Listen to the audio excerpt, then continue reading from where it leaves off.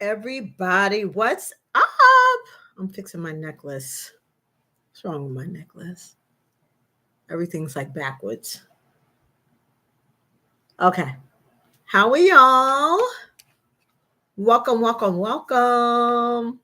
I'm all hyped. I'm back. This is Miss G. Come on in the room. This is Miss G. Welcome, welcome, welcome. Come on in this room. Come on in this room. Have some good stuff for you today. What's up? Welcome to Africa Awaits 50 Shades of Glow on YouTube. I want to welcome everyone. Come on in this room. I'm sorry I am tardy for the party. Stephanie, Melissa, Kaden, hello. Welcome. Sorry I was tardy for the party. I couldn't find my glasses. And I can't even eat without my glasses.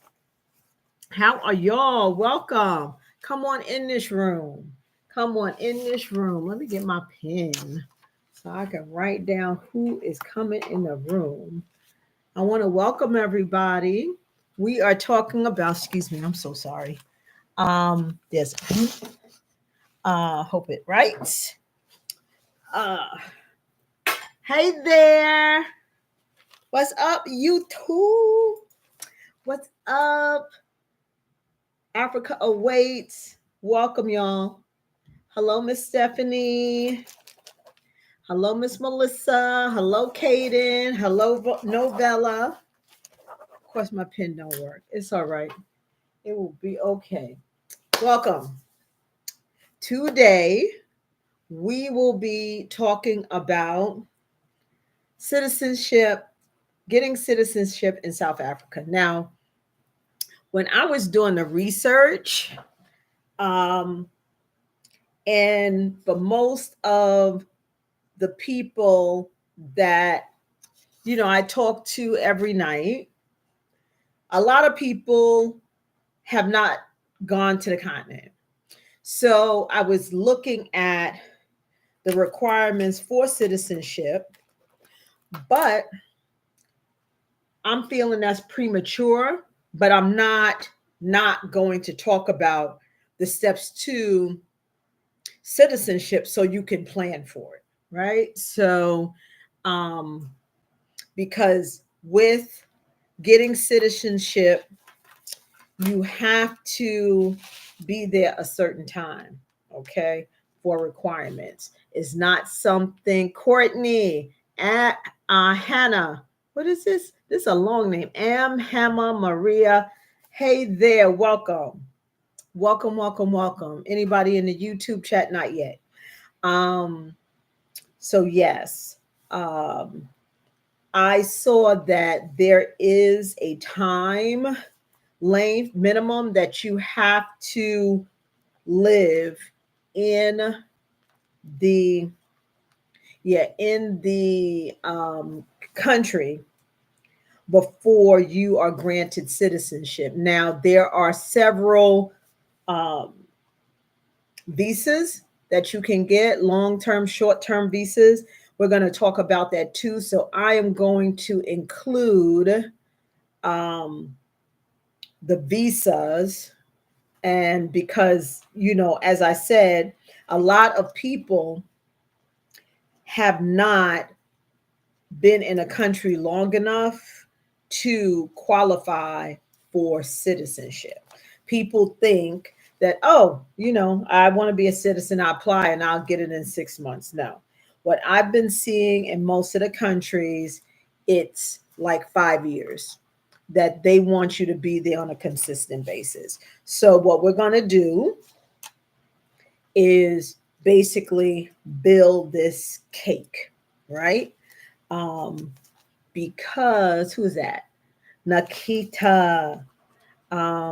That we're going to build this cake to get to the point if you would like to have dual citizenship, you can. Now, let me start off with one great positive. Hey, what's up, YouTube? I see y'all in the chat. Please subscribe and share, and everyone in the Glow Tribe of Africa awaits. Please share and like, because sharing is caring. Sharing is caring. And as I say, you don't want your friends to be asking you all these questions, okay, that you may forget. So we're going to talk about it, get them on so they can get connected and we all learn together. So this is on South Africa. I am doing a series now of, well, my series started for the new people that's coming in. Bud, welcome. For the new people that is coming in, I decided to start Let's Talk About Africa back in October because in my travels, I'm an avid traveler, I'm an avid solo traveler, 50 plus traveler, and I have fell in love with going to the continent. And I plan to retire there. And I've worked in the travel industry. I work for a big corporation that does travel. So I just love the whole travel aspect. And working with that company, I'm blessed to say that I received great training. So I can book you anywhere, but with Glamp Lux Travels, my particular company, I have decided after I left the company I work for, Amex, that I will focus on the continent of Africa because when I worked there, they didn't. And they've been in business since 1960, before credit cards even started. And I was approached by people in the company to be a destination specialist. And when I, reached out, when they would ask for feedback, I said, hey, I'll be a destination specialist for the continent because I see it's really not being represented. And maybe we kind of went back and forth. They ignored me. And they finally came back and told me that based on their metrics, nobody travels to Africa. So I said, oh, corporate America, we doing that. Okay. So since you're not, I will. So that's how Glamp Lux Travels was birthed. And people would ask me a lot about my travels to the continent. We have been so brainwashed that the first thing people ask me is, what's the safety and the political unrest? And I just think that is so ironic. That's just so crazy because nothing comes close to where we live right now as far as being unsafe and political unrest. So I said, you know what, let's talk about Africa and not just the countries that we know, the five popular countries, Miss Bonita, the five countries that we know. Let's um, let's talk about all the countries because there are 54 countries in the continent of Africa, and it's at least 45 of them that you can pick up and move to and live like an outstanding life. And just to give you kind of like uh, not like a snapshot, and we'll get into more. We've talked about cost of living, all of that.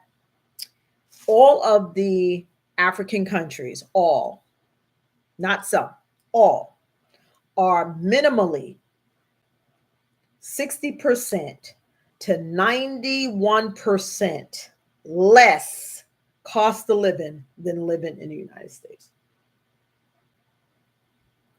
Let that sit there for a second. I'm just going to let that sit there for a second. 60% to 91% less cost of living than the United States. And in this global economy, you can you can still make your make your United U.S. salary and live in another country. So basically, the trending topic is you definitely can live the American dream, but it's the new American dream. It is making the money here and living your best life internationally. That is the new American dream. Don't sleep on that one. Okay, I'm telling you some good chat. So I want to welcome Miss Key, Cherie, who else? Miss Marcia, welcome back. And my Globe Tribe, my Globe Tribe. And hey, hey, hey, YouTube, shout me out.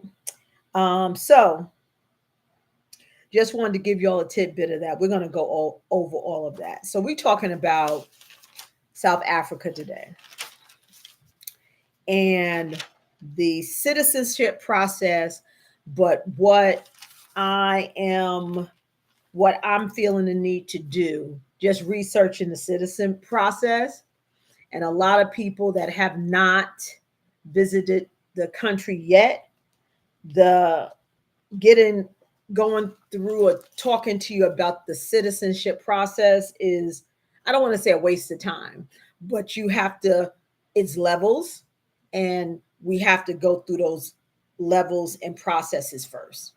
You can't just say, oh, like how Ghana had something, special, but most places, even Ghana, has a minimum time requirement that you have to spend in the country. So, what we're going to do is go over the citizenship, but what we're also going to be focusing on in all of the countries that we're going to talk about in this series for like the next 2 weeks or so is the visa process, what you need, what to expect, the fees and all of that, the cost of living, if you want to live there, all that good stuff. And I also like a buzzword is citizenship. Oh, dual citizenship. You got your people ask me all the time, oh, you getting your dual citizenship. Why my what's the name crooked? I don't like my yeah. Um your dual citizenship when you go to Kenya. I don't think it's necessary because I may get it, right? But quite honestly, what I continue to say that even though we get treated a type of way in the United States, we still benefit from being born and being part of the United States. We get some default um, benefits. So the default benefit is a U.S. passport. That is one of the most powerful pieces of documents in the world that you can ever have. A lot of other countries, they got to get visa permissions and all that. U.S. passport, pretty much, you get that passport, you could jump on a plane tomorrow, and they may have visa on arrival when you get there and treat you like a king queen. So um, that is the benefit, right? So of having a U.S. passport um, and getting in and out of other countries. So I think it's nice, or like a little flex, that you may have dual citizenship or other passports, other places, but it's really not necessary for us as people from the US because we can pretty much go anywhere. My daughter has a dual citizenship because her dad is from Sierra Leone. So when she visited Sierra Leone about 10 years ago, she got her passport. I don't have one. I don't have a second passport. And like I said, I don't know if I'll want a Kenyan passport. Um, the other good thing, we have the option because some countries will not let you have dual citizenship. You will have to renounce your citizenship wherever you're coming from to go and get another citizenship. And I think Germany just lifted their policy of doing that, and now they are open to people having dual citizenships. But the United States, they don't have restrictions on dual citizenship. Um, I do, though, may consider, and y'all may consider too, if y'all are planning to move to the area, to the diaspora. So we talked about Burkina Faso, and if you can jump on getting a, and I may just do it because at this time is not a time requirement to get a citizenship in Burkina Faso. Captain Ibrahim is really, opening the floodgates for the people of the diaspora to get citizenship there. So I think in specific cases, like I think it was in Ghana, you don't have to be there 5 years. They have special provisions. So we talked about, on today's Wednesday, Monday, we talked about Burkina Faso and going through our addi.org to be part of the citizenship program, and they will be giving you citizenship by this June.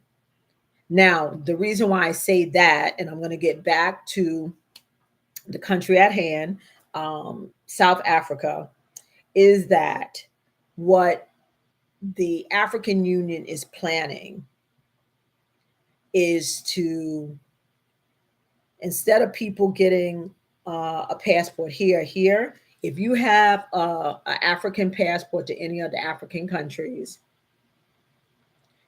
they are planning. Now, I'm gonna laugh. I'm gonna make y'all laugh. Now you're dealing with our people.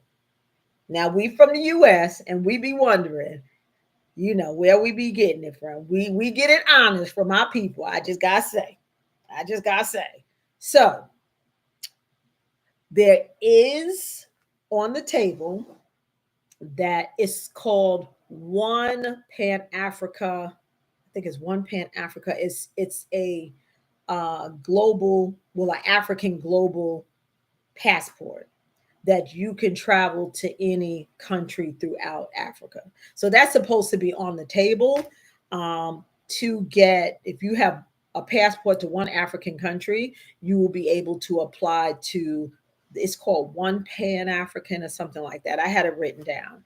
So I know that's in the works. When it will actually materialize, I don't know. So that's the only reason why I would consider getting a passport in an African country. So if you want to kind of jump the line, definitely try to get your citizenship in Burkina Faso. Going through our addi.org. It's OURADDI.org. And I think that the uh, deadline has passed to join for that, but I think the deadline to apply for the citizenship is in April, and you would get citizenship by June. So that's jumping a line. Everybody else is like 5 years. Okay, so we talking about South Africa, where obviously it is in the southern part of Africa, right? And South Africa has seen its share of issues to be where it is now, right? And um, basically, a big thanks to the diehard, relentless dedication of the ANC and the sacrifice of Nelson Mandela to get South Africa to where it is now. And honestly, South Africa, I feel personally that it was the catalyst to open up to start bringing us home as the diaspora. Before South Africa, it was so much drama and fighting, and they only showed us this. We only saw one side of Africa until Nelson Mandela became president, until everything started changing in South Africa. And South Africa, honestly, has did literally a 180% turn. And that's what really sparked me to decide to go back to go to consider Africa as as an alternative. During COVID, I was home, I was watching TV, seeing everybody get killed. My son was 17 at the time, 6'2", dark skin, like the target. And what people really don't talk about, especially Black women, Black mothers, the biggest fear of a Black mother is her son, the safety of her son. So I was like, I got to get my child out of here. So, but all the borders were closed, and then next year I had a job, blah blah blah blah blah. But when I was watching YouTube during that time, I ran across a documentary that talked about the new South Africa. And then I said, oh, yeah, that's right. South Africa, since the ANC and Nelson Mandela, I know, yeah, it has changed. Man, I looked at um, that documentary, blew my mind. Psh, blew my mind. It was done by this young Black guy, and just talking about how South Africa is now. And basically, everything has done a total shift. And when the white people were all in charge, all the Black people were poor, weren't let into certain places, definitely segregation, apartheid, everything like that. It was a park, it's a park somewhere, and it was only exclusively for white people. Black people were not allowed to even step near that park. Now that park is almost like, I want to say, a refugee camp for the white people that were put out of their places, or they were given eminent domain. They did get paid the first round when they had to move, because under when the ANC took over and um, Nelson Mandela was president, the government went and took back everything that was stolen from the Africans. So all the white folks that had been chilling just because they white on there, hey Angie, just because they white and their ancestors, granddaddies, all of that came and stole and burned down villages and took people land and stuff. The ANC and the new government was like, oh no, anybody that acquired this is African land, and if you did not, if this wasn't yours, you have to give it back. So a lot of folks were displaced, and you know they don't have the survival skills we have, so they just was surviving because they was white. So now they put out, they don't know what to do, so they living in little shanties like what we used to see back in the day. So it's been a really interesting. But let me, I always give y'all some history before I get into the deets, right? So you can definitely understand the big picture, right? So trying to see. Okay. So South Africa is at least, one second, at least 100, they said 150,000 years old. It was, it dates all the way back. Hold on now. It dates all the way back. I write my notes everywhere. Where is it? It dates all the way back to right before AD, 1 AD. Give me one moment. To 1 AD. And it was The first people were the Sands people, and they were a tribe back then. Let me see. Yeah, they were the big tribe back then. Why don't I see my stuff? Public affairs. Okay, hold on now. Yeah, that they were a big tribe back then, and here it goes. And it was also a tribe of the Khoikhoi, right? So yeah, 200 BC, they date back. South Africa dates back 200 DC to 1 AD, and also the Bantu tribe was existing back then, and it was a kingdom, a kingdom, okay, until the Portuguese. Was it the Portuguese? No, it was the Dutch. It was the Dutch, actually. The Portuguese wasn't part of this nonsense this time, but it was the Dutch, and they were um they had maritime in the Cape of Good Hope, right? So they were doing business. This was around the late 1400s, and they came to Africa, and they were doing some trading, right? The crazy thing is they came from the Dutch bought their own slaves. So the it was Asian slaves that the Dutch brought over to Cape Town, where they developed Cape Town. So that's where Cape of Good Hope and all of that came into. So when the Dutch came over and settled to set up um, I believe it was farming and fishing. They bought they bought their own slaves. It was from, I forgot what part. It got to be close. I forgot. It's a country, and they bought their slaves to set up. So with that, if people know South Africa now, there is a segment of the population that's called coloreds.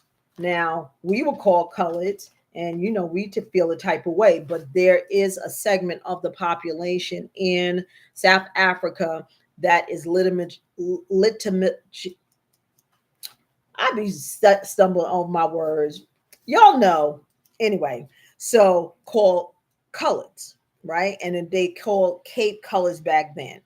So um, with the mix of the Africans and then the Asians and the Europeans, the Dutch, that formed colors. Now, the Dutch, here we go with the white folks fighting over land that's not theirs. That's just a staple. I just don't get it. That's just their MO, right? So the Dutch came and settled, but then the British got a whiff of it and said, oh no, because it got out that it was mining started to take place, and the British got a whiff of the mining, and um, South Africa was full, as the rest of the continent, full of gold and diamonds. They said, "Oh no, we coming over there and taking, we getting a part of that, and we are going to bogard everybody to get it. We don't care. We don't care. We want it. We gonna get it." So there was around the 1800s. You had the Zulus there, Shaka Zulu. He is a real person. Um, and the Boers. Okay, the Boers was also a big entity there. And when the British came, the Boers and the British kept bumping heads, right, for control. The British came, fought the Boers. Then the Boers resisted, the Zulus resisted, but then the British left, came back with more ammunition and just dirty, and came back to really take over. And they went to the extent of burning down camps, killing thousands of women and children to get control over that area where the diamonds and the gold was. Now, let's bring all of this to the forefront, where you can't get me to go to nobody's Buckingham Palace. And during those times when they were mining, they found the largest diamond ever, ever found. The largest, I forgot how many, it was a couple of thousand carats. The largest diamond ever they found in Cape Town. And do you know the British took that diamond, and guess where it is? Sitting in Queen Elizabeth's crown. When they gonna give that diamond back? Because it's not theirs. They stole it. I was so getting my feelings when I was reading this. I was like, what? Yeah, the biggest diamond is sitting in the crown, part of the crown jewels in Britain at Buckingham Palace. That's where the African diamond is right now. The biggest diamond ever found in the world, sitting in Buckingham Palace. Woo! Okay. Now, let me get past that. So, yes, the British was very nasty, killing folk to take over total control. They was killing, burning down places to get control, right? So, fast forward, there was the Anglo-Zulu War that unfortunately the Zulus lost because the British wanted to play dirty and went for what they knew, right? So then that's when Johannesburg was established, right? Right around 1900, 18. Well, the war was between 1899 and 1901, like a 2-year war. So the British set fire, killed thousands of people. And then after they did that in 1913, they established, get this. Now remember, everybody's in Africa, right? The British in Africa, that's supposed to be in Britain. Do you know that they not devised, but drew up the Native Land Act of 1913, that the natives of South Africa were restricted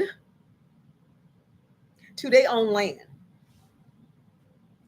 The white folks told them, the British told them where they could live.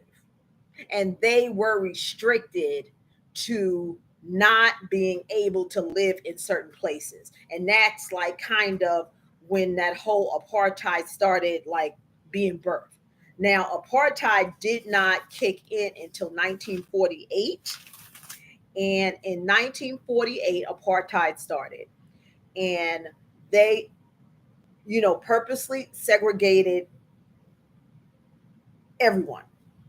Everyone had to live in their own section. They were not allowed. And 1948, you had black, white, colored, and Indian. That's how South Africa was separated out. That was apartheid. Now, the ANC came in right around 1951 and, you know, tried to establish some type of, resistancy, but it was still an issue. But even more of the audacity was that it was 3 million Europeans that lived in South Africa, living their best life, right? The natives lived on the reserves and the farms where the white folks told them that's the only place that they can live. But they, if they wanted a job, they would be contracted out for weeks, months, sometimes years to work for certain employers to mind or whatever the case is, right? And if they wanted to leave or do anything, they had to get permission from their employer, and they on their own land. And this was 9 million black folks that lived in South Africa at that time, to the 3,000 white folks. And how the white people set it up, that they separated everything out. And of course, the white people got the best of everything. They got the best schools, the best section, all of that. And then the other people got the crumbs. It's just in their DNA. It's just in their MO. Anyway, so that's what was going on, like in like the mid 1900s or whatsoever. So right around 1966, um, it was an uprising, and then 74, um, they really kicked in, and it was a war with Soweto, and that's when Nelson Mandela got put in jail. Um, you know, uh, with connected to the ANC. But fast forward, they had the Soweto uprising in '76. It was just a mess, and folks that are like my age, we remember seeing on TV how horrifying apartheid was, and we're going through the same thing. Like, history so repeats itself, because I remember when people were taking a stand on divesting in South Africa because of their apartheid. Now, when uh, ANC was able to take over, Nelson Mandela was able to get out. And that was the help, I do have to give him credit, of the clerk. And he helped get Nelson Mandela out. So, now we are here, what we are here today. And believe it was 94, they were able to have everyone was able to vote. And people, again, around my age, remember people stood on lines, I think, for days to vote, and Nelson Mandela got in. So, that was, the happy place to that. So let's get into, so just a little history to give y'all like a spice. All right. So citizenship for, and I'm going to go backwards. I'm going to do citizenship first, and then I'm going to go back to the visa process and the different visas you can apply for. All right. So the citizenship is usually, okay, you can get a South African citizenship through naturalization, but you got to be there at least 5 years.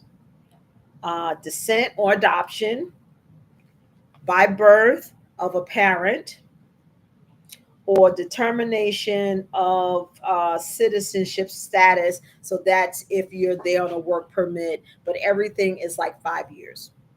So in the in the confines of the people that come on, mostly everyone that comes on hasn't even been. So let's talk about the visa process and how to get over there to even start before you get citizenship, right?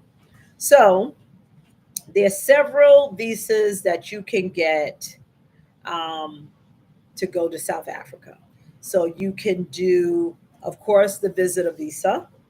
and that's up to 90 days. And that's mostly every country is about 90 days.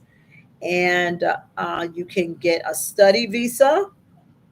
You can get a relative visa if you're going to visit people. You can get a business visa if you are going, plan to do business there. And this may be 60 days, 120 days, depending. Uh, a work visa, so that's longer, at least 3 months. And usually the work visa is provided by your employer. The intra-company work visa. And then they also have another visa that's called the critical skills visa. And the critical skills visa is for people with sought after skills. So if you are medical, uh, if you want to get, go into the medical field, and I'm going to tell you later, that's a plus. So you may want to think about that. If you were into, education, being an educator is probably the most valuable, um, the most valuable uh, skill that you can have, being a global nomad, because everyone wants an English teacher or English speaking teacher, someone in education that is from the US or English speaking. So critical skills visa, and then an exchange visa. Hi there. Yeah, or a exchange visa. An exchange visa, everything is pretty self-explanatory. The exchange visa is for, it's like a student exchange for people under 25, right? So the process for it could take about 5 to 10 days. So it's not a lengthy process, but it depends on every country. It's 5 to 10 days. And also another requirement is, couple of requirements here. You have to have, of course, a valid passport, and your passport has to be like 6 months after your return date. Okay, so you won't have any issues. And then you have to have 2 empty pages, I guess, for stamps. You have to have 2 passport photos. You have to fill out a form on the website. Let me tell you the website. The website is gov.za. Now, there's other, you may run into, other websites or whatever, they may charge you a fee. I suggest that y'all go straight to the consulate, to U.S. Embassy. Do not do these third party um, uh, sites or programs to get documentation like that. Go straight to the embassy and get your documentation, because then there's no middleman. Okay, no middleman, no drama. Hey Tanya, welcome, Mr. Nall. Yes. So yeah, so anyway, so what else? You have to have a return plane ticket. Okay, you got to have a return plane ticket. And you also, they're going to ask you on the application where you're staying. And if you're not staying at a hotel, you have to have like an invitation letter, to get somebody to write an invitation letter. But what you can do is just, go on booking.com and book a hotel. And a lot of times, booking.com especially, they don't charge you immediately.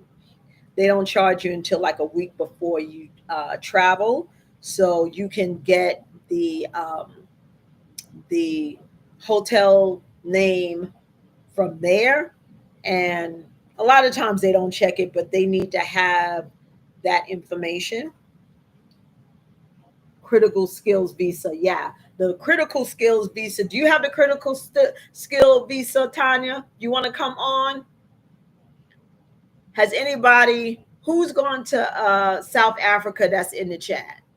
I want y'all to come on. You know, I don't like talking about stuff if someone's here that's been there. So send me a message. Whoever wants to come on camera and talk to the people, don't be shy.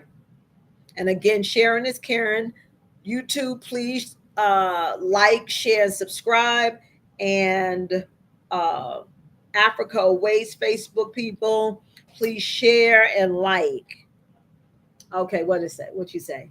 I've never been to SA, but I'm interested in learning. Oh yeah, absolutely, absolutely. So yes, they do have a critical skills visa. If you have a critical skill that they need, but you still got to go through a process, right? And this is for the visa. We've already talked about um, the citizenship, and basically, if you haven't been there for 5 years, and they want you to be there 5 years straight before you get a citizenship. Okay, so um, what else? Dun, dun, dun, dun, dun, dun, dun. Um, Physical. Oh, you need a medical certificate that they're going to require, and you know, making sure that you have your physical 6 months, no longer than 6 months ago.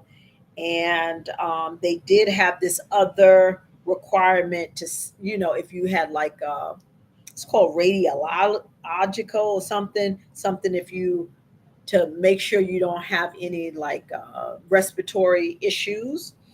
uh, the yellow fever certificate, I just would tell y'all to just get it, to just have it, because some countries, depending on how you fly in, you know, require it and some people don't. So I just say, just get the yellow fever shot, get it over with. You only take it one time. And like I said, it's previously, it's about 200 and some dollars.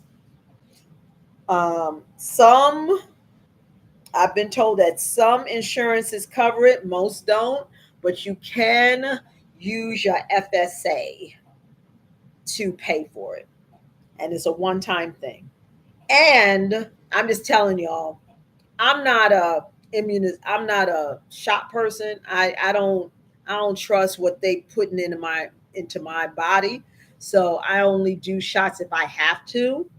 But when you go, especially if you go to like what's the name of it? The Board of Health to get your shot, they will fearmonger you to death.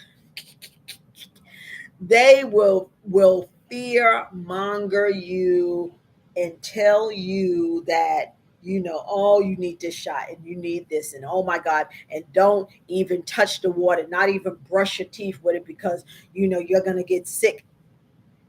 Too much, just too much. So get the yellow fever. That's all you need. Don't let them talk you into getting anything else. And especially if you're going to South Africa. South Africa is very metropolitan. If you're going to stay like in Johannesburg, is no different than you know, Houston or Atlanta. Is no different. Now, if you want to go on safari, and hey, Mary, um, yeah, if you want to go on safari and go out into the bush, or you're doing, you know, you're doing like a safari and you're out in the savannas. Okay, you go and you get yourself some malaria pills, um, you know, to take. And malaria pills, you take it, and I think you only take it like once every week or once every 2 weeks. It's not an everyday thing. Um, but that's all you need. All the other stuff, unless your immune system is very weak. What time is it? The time be flying. Um, yeah, it's really not necessary. Okay, so let me get through this, and thank y'all so much for being part of the hour of power, because knowledge is power. And guess what? Africa is the powerful. I want to thank y'all. And y'all know, y'all gotta get, honey, the step by step guide. Y'all gotta get it. Go in my go to Glamplugs Travels, get that step by step guide for travel and repatriation. It's 1 year. Definitely get it. All right. So you also have to have your birth certificate or marriage certificate. If you're taking children, their birth certificate too. Talked about the hotel accommodations. There's going to be another form called the DHA 1738. You fill that out. And then also, and this will also come with, I think, more of the citizenship than the visa. They require an FBI form, and a notarized police certificate. I told you these African countries ain't playing and not going to be taking no ratchetness coming from the West. They not doing it. So even, and this is something to put a pin in. As I said yesterday, if you are a convicted felon, you got something on your record, they said do not bother to fill out an application for citizenship. That's going to be across the board. Your criminal record has to be clean, and they want to know every country that you have lived in from the age of 18, and they want a FBI police report from every single country. Just to put a pin in that. Just put a pin in that. These countries not fooling with no nonsense. They're not fooling with any nonsense. What else? All right, so told y'all that. So the short term visas are like 90 days. That's a typical visitor visa. And then you can get a 6 months, 3 years. Like, oh, and they have a retirement visa for y'all. They have a retirement. It's called the retiree visa. Um, that's a good one because a lot of times it's a low amount and it's a shorter time frame before you're able to get it. So people that are at retirement age and you're on like a fixed income, because I think I did a video not too long, no, last year, yeah, about a year ago, about retiring on $24,000 a year, and that's a requirement. I know in Kenya, I always go back to Kenya because that's what I know like the back of my hand. But um, the retirement in a lot of countries, the retirement visa only requires you to make sure that you have at least $2,000 coming into an account. You know, you have passive income of $2,000 coming in to your account every month, and that could qualify you for. And you can't work, and you can't work, can't have a job, and you can get a retirement visa. Forgot to tell y'all that. So we talked about the history. We talked about this, the visa. We talked about the citizenship. Now, let me remind you of how much you will be saving living the American dream. So, there's a couple of places that if people um, study, like Greater Johannesburg or whatever. So, in South Africa, is three main places that people know. Johannesburg, that's like the inland city. It's not around any water. And then you have Durban, that's on the coast, and then Cape Town is also on the coast.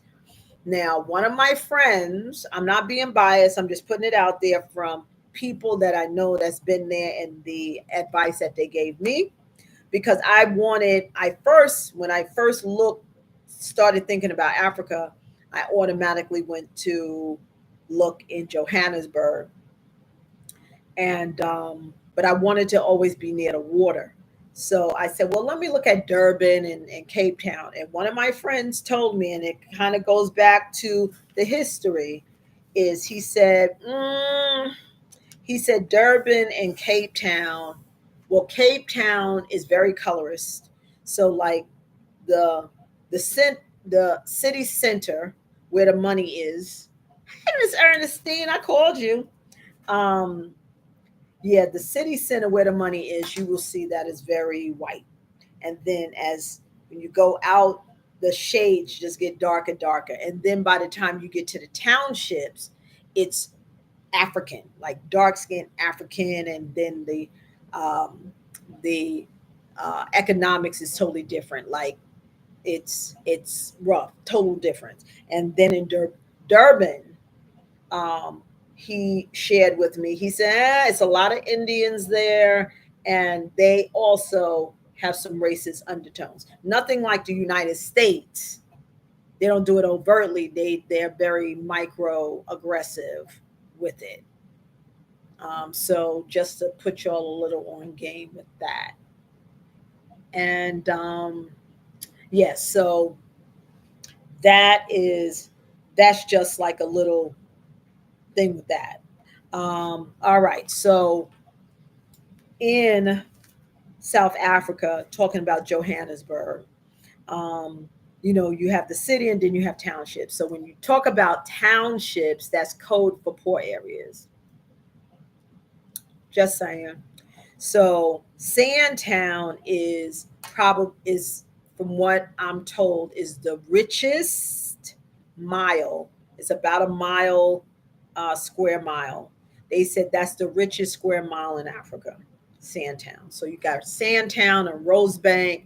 So I guess we coming from the west, if we want to still keep uh, that west energy, and live like we golden or whatever. Sandtown, Rosebank are the places that you would want to live. But still, let me tell you the cost of living. So the cost of living in Sandtown, furnished apartment, and I broke it down. I wanted to break it down.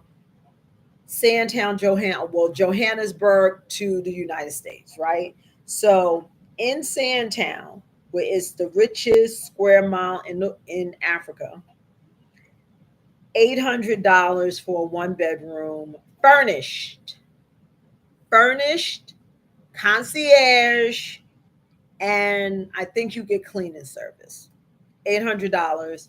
Um, yeah, $800 is the average rent compared to the United States, where it's the average price for a one bedroom unfurnished is $1,500 a month. So right there, you're saving $700 a month just in rent. Okay. Um, Utilities for about two people is about 120. Eggs is $2.80. Milk is under $2. You can go out and eat under five. If you work, if you're working, business lunch is about $10. This is so, as I mentioned, cost of living minimum 60%. Like if you live in Mauritius, where it's pricey, Mauritius, Johannesburg, where it's pricey, it's still 60% less than living in the United States. Um, and the cool thing is that if you can still make a decent U.S. income in Johannesburg, because Johannesburg has really uh, you know they not capitalism, but they're very metropolitan, and the incomes for expats. Okay, so if you're an IT or tech and you're expat, you can make around 50 to 100 grand USD.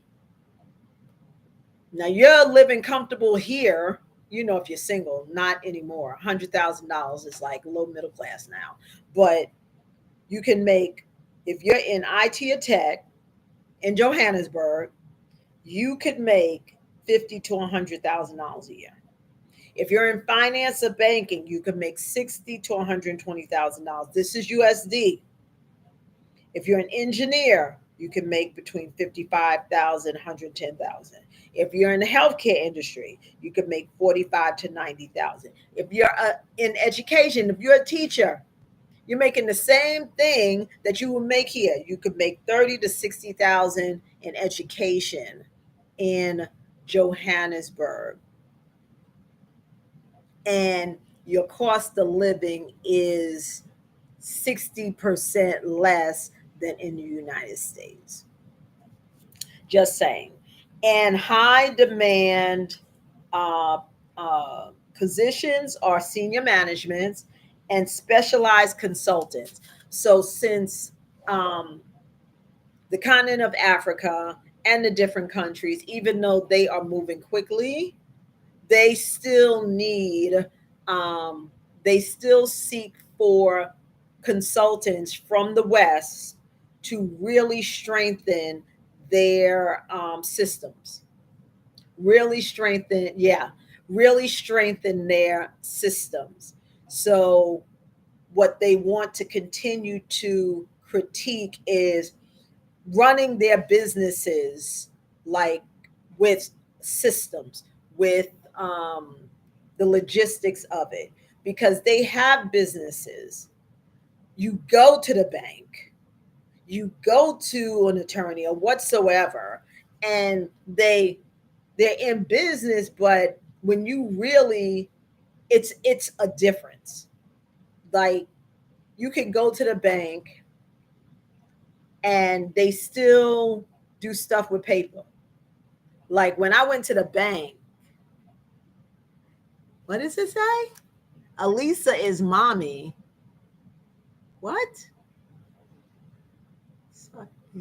Okay. You okay. Anyway, so you always get a troll on YouTube. But anyway, so um with businesses, they're still in the bank. It freaked me out. And I hadn't seen it in so long, I didn't even realize until I saw it. You would go to the banks and they got paper, like people's application and information, in pot, like how it was back in like 1970, 1980. And I'm like freaking out. I'm like, oh my God, people's check cards sitting on, and I'm like, that would never happen in the United States.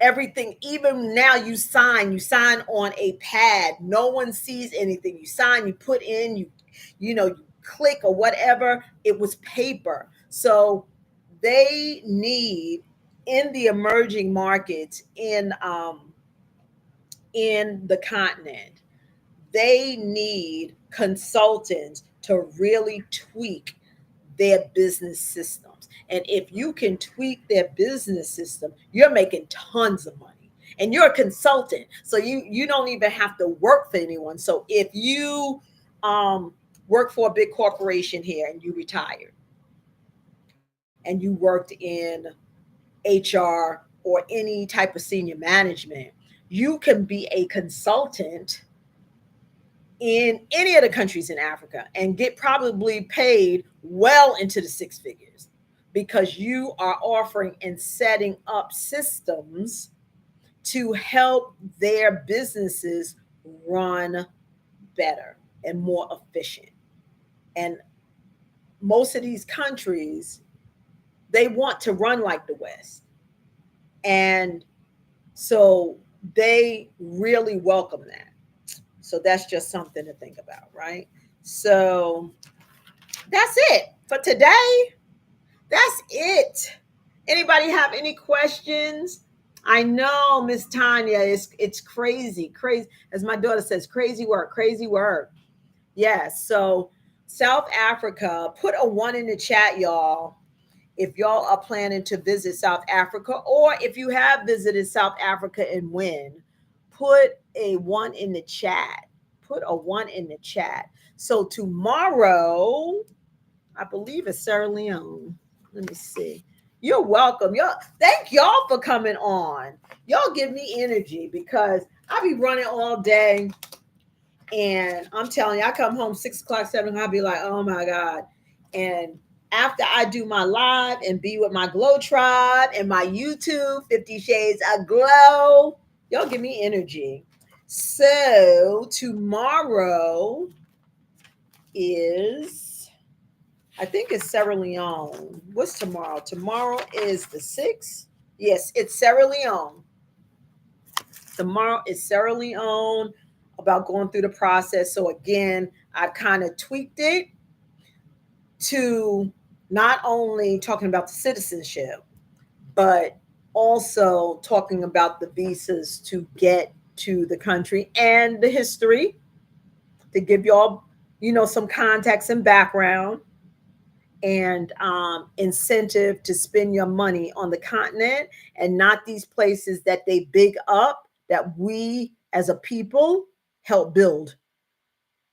And like the biggest diamond ever found from the continent of Africa is sitting in Buckingham Palace today.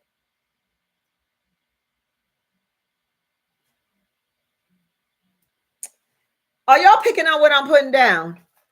That's all I got to say. So you don't have to worry about me when I'm traveling to buy a Snickers bar at during my layover in Charles de Gaulle. You don't have to ever worry about me stopping in London. You don't ever have to. And I'm glad I've been to Lisbon, because I won't be going back there, because they did us dirty. But it's a new day. It's a new day, and chickens are coming home to roost, and we are going home. Mama Africa is calling us home. So I'm loving it, and I am so glad, and I feel so blessed that I live in an era where we are able to do that. We lived in an era where we saw a Black president. My parents would have loved to see that. So I feel very fortunate and very blessed. And I'm glad that y'all are on the journey to join. If y'all have any questions, please DM me when I send a message to y'all after we get off. If you have any questions, feel free. If anyone needs any consultation on travel, if you plan on going anywhere, would love to book your place. Book your trip, curate your trip. Or if you are planning on taking the steps to repatriation, it's time to, if you haven't already started planning, you got to plan it. You cannot procrastinate, because every day is something different. So I've kept y'all 11 minutes over, but I want to thank y'all so much, and I will see y'all tomorrow. Y'all be blessed. Have a great night, and I'll see y'all tomorrow. Take care. Bye.